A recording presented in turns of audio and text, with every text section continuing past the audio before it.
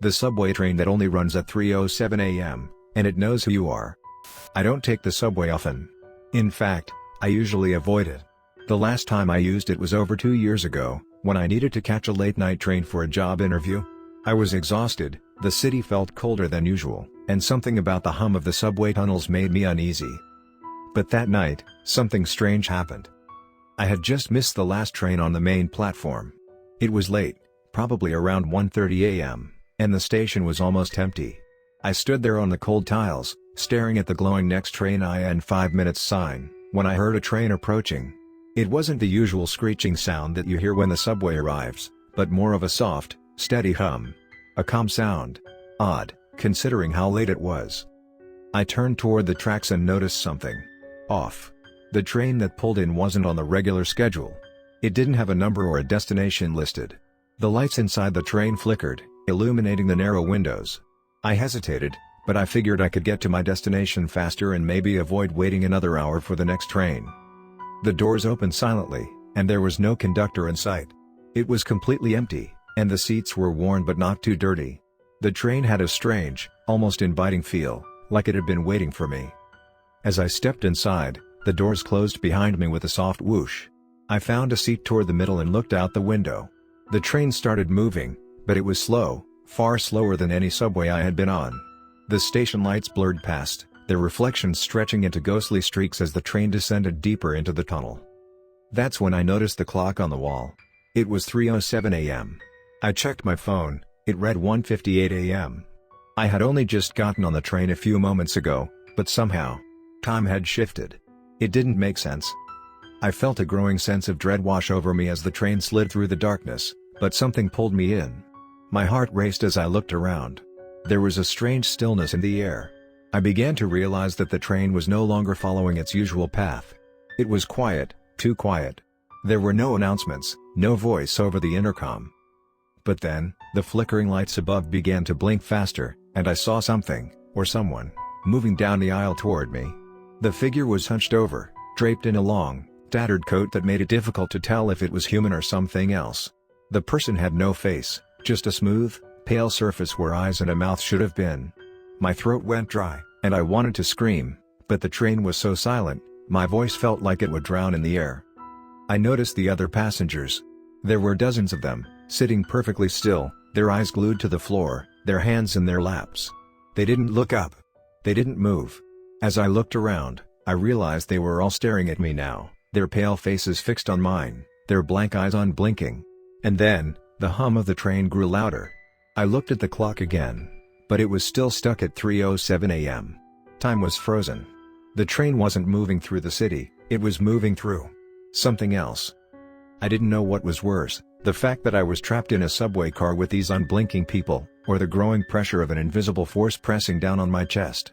My breath became shallow, and I felt my pulse quicken. The figure in the aisle kept getting closer, its feet dragging across the floor in long, slow motions. When it reached me, it leaned close enough that I could smell the decay on its breath, a mixture of rotting metal and mold. It whispered one word. Mine. And then, everything went black. When I woke up, the train had stopped. The doors were open, and I stumbled out into a subway station, only it wasn't any station I recognized. The tiles were cracked, the walls were smeared with what looked like black mold, and the air was thick with the scent of rust and decay. I turned around to look at the train. It was gone. In fact, there was no trace that it had ever been there. My phone read 3:08 a.m. I don't take the subway anymore. And I'll never ride it again. But that train, the one that only runs at 3:07 a.m., keeps appearing in my nightmares. And every time it does, I can feel that thing waiting for me. I hear it calling my name, its voice seeping into my mind. And now, whenever the clock strikes 3:07, I feel the cold dread creep into my bones. It's coming. And soon, I'll be the one sitting in that train. Forever. I couldn't stop thinking about the train, and I couldn't escape the feeling that something was following me. Every time I looked at the clock, it felt like I was being pulled closer to that damn 3:07 a.m., and when it came, there was a chill in the air that made my spine stiffen. I began to notice it more and more, the way my thoughts seemed to wander back to that train, that eerie, empty car that had swallowed me whole. For days after the incident, I couldn't sleep. I kept expecting to hear the hum of the train in the distance, the flickering lights, the soft whisper of footsteps in the dark. But it never came. It was always just silence. The silence of waiting. The silence of something waiting for me. I tried to go about my life, but it felt as if I was being watched. Every shadow, every reflection in the window seemed to distort into that same faceless figure, that hollow, pale thing that had whispered mine. The memory of its breath, the smell of rot, would return at night when I closed my eyes. It was like it was burning into my very soul, and no matter how hard I tried to push it away, I couldn't escape it. Then one evening, I found myself walking home alone after a late shift. I had taken a different route, away from the subway station, but something pulled me back. I don't know why, but I felt the irresistible urge to walk toward it. The air felt heavier with each step, like the world was closing in around me. I couldn't fight the pull. I stood at the entrance of the subway station, looking at the stairs that led down into the bowels of the city. The dim fluorescent lights flickered faintly, and the metallic scent of the underground air reached me.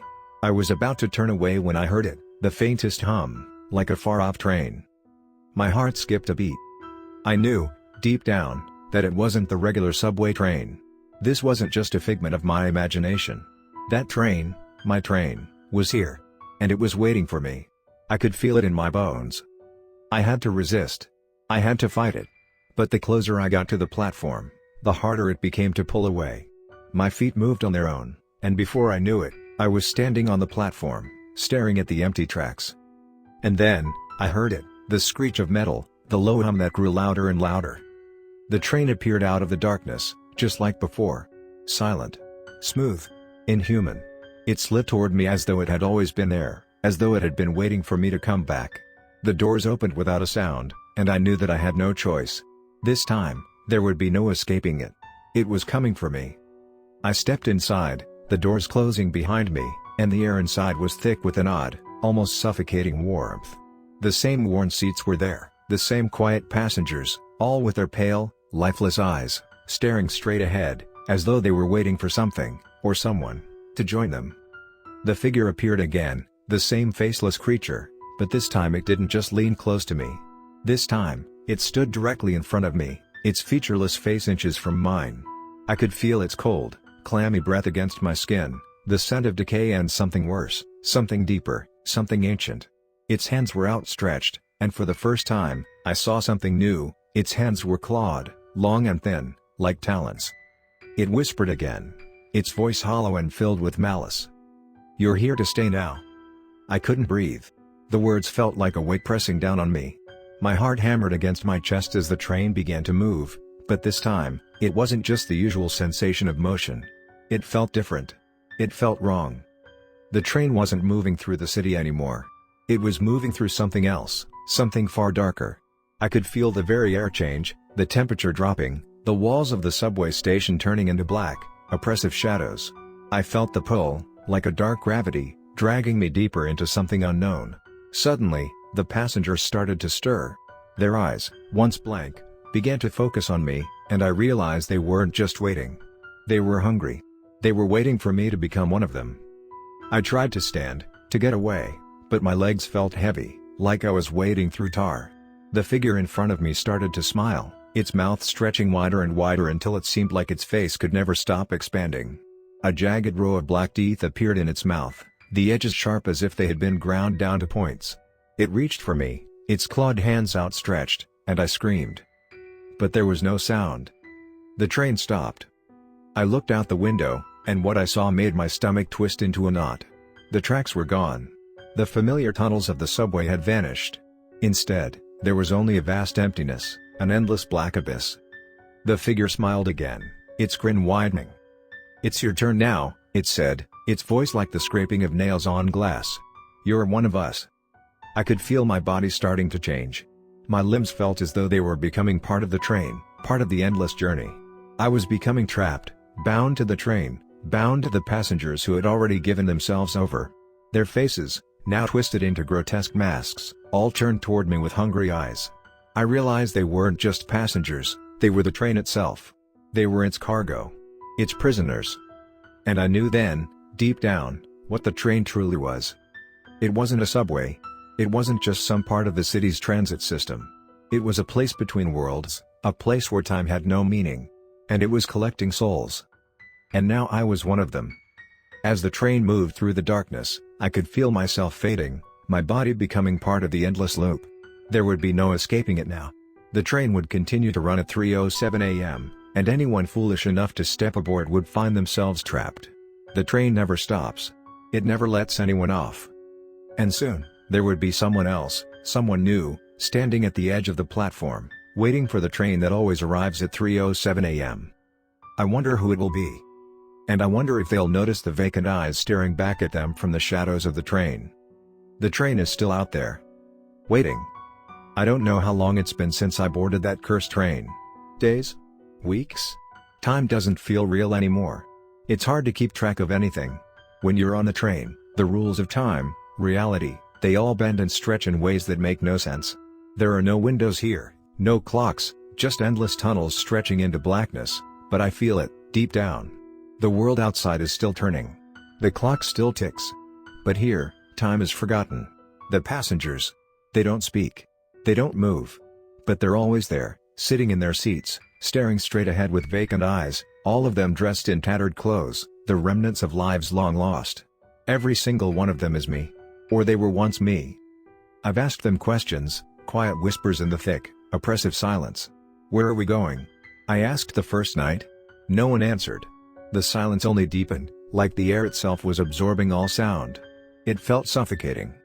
I tried to move from my seat, but my legs felt stiff, as if the train was already beginning to claim my body. Each step I took was slower than the last. It was like I was fighting against an unseen force, something that didn't want me to leave, something that was pulling me back into the seat, pulling me into the shadows. I couldn't even run. Every attempt to move felt like I was sinking deeper into the fabric of the train, becoming one with it. And then there was the figure. It's always there. At first, it was just a flicker in my peripheral vision, a shadow standing by the door, its shape constantly shifting and distorting in the dim light. But now, it's always there, standing in the same spot, just at the end of the car, staring at me with its hollow eyes. I try not to look directly at it, but I can't help myself. There's something magnetic about its presence. It's tall, impossibly thin, with limbs that stretch too far, far beyond what should be possible. Its head is grotesque, like something not meant to be seen by human eyes. Its face is a black void, but I swear I hear whispers, muttered words, coming from the depths of its dark mouth. It knows me. I know it knows me. I've tried to ignore it. I've tried to pretend it doesn't exist, but it's impossible. The longer I'm here, the stronger the pull becomes. It watches me. Every move I make, every shift in my seat, it's aware. It's waiting for me to make a mistake. And then, the train starts to slow. I've never seen the train stop before. It's always been a steady, unwavering motion, slipping through the dark tunnels of whatever this place is. But now, the lights flicker, dimming in and out. The air grows colder. A thick fog starts to rise from the floor, creeping slowly across the carriage. The temperature drops until I can see my breath in front of me. The train lurches to a halt. I don't know how I know this, but I do. This is it. This is when the change happens. This is when the transformation begins. The figure at the end of the car starts moving. It doesn't walk. It floats. Slowly. Deliberately. Its long limbs stretch out, dragging behind it like a marionette controlled by unseen strings. Each movement makes a sickening crack, like bone snapping into place. The passengers, those empty-eyed husks, begin to shift as well. One by one, they rise from their seats, their eyes locking onto me with an unblinking stare. They move toward me with a slow, shuffling gait, like they've been waiting for this moment for eons. I can feel it now, the cold fingers of dread creeping up my spine. I know what they want. They want me. They want me to join them, to become like them, to give up my soul and my identity, to become another ghost aboard the train, trapped in its endless loop of torment. But I can't let that happen. I won't let it happen. I push myself to my feet, fighting against the weight that holds me down, forcing myself toward the door. The figure floats closer, and I can see its shape more clearly now. It's like a distorted version of a man, its limbs bending at unnatural angles, its mouth hanging open in a grotesque grin, revealing rows of teeth that don't belong in any human mouth. I don't know how to describe it. It's like it's from another world, something ancient, something beyond comprehension. I scramble toward the door, my hands trembling as I reach for the handle. But when I try to turn it, it's locked. It won't budge. I slam my shoulder against it, desperation clawing at my throat. And then, the voice. It's not loud. It's a whisper. But it's in my mind, as if it's speaking directly into my skull. You can't leave. I freeze, my heart pounding. The voice isn't human.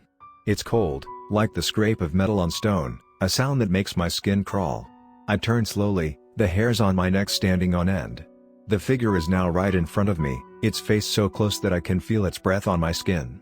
It smells like rot, like something ancient, like something dead. You don't belong here, the figure whispers. But you will. And then, it smiles. Not a normal smile. It's a smile that stretches too wide, its teeth jagged and sharp. It opens its mouth, revealing a gaping, hollow void that seems to go on forever. I stumbled back, my heart pounding in my chest. I turned toward the other passengers, the once empty faces now twisted into grotesque masks of hunger. Their eyes are hollow, lifeless, but there's something else there now. Something worse. Something darker. They're waiting for me. They're waiting for me to give in. To give up. The train jerks forward again, and I feel the world shift. The cold fog has completely consumed the car, and the walls seem to close in, pressing down on me. The darkness is everywhere, suffocating, relentless. I realize, with growing horror, that this is it. This is the final stage. There's no escape. I'll never leave this train. This thing, this shadow of a life I once had, it's all gone now. I'm just another passenger. Just another soul trapped in the endless journey. The figure tilts its head, as if studying me, its smile widening. You're just like the others. Welcome to the ride. And then, with a snap of its fingers, everything goes dark. The train begins to move again, slipping into the black abyss. There's nothing left but the sound of the train. And the endless, hungry gaze of those who have been here far longer than I. I know now. I know what this place is. It's the waiting room for eternity. And I'm just another ghost on the tracks. The train is still out there. And now, I am too.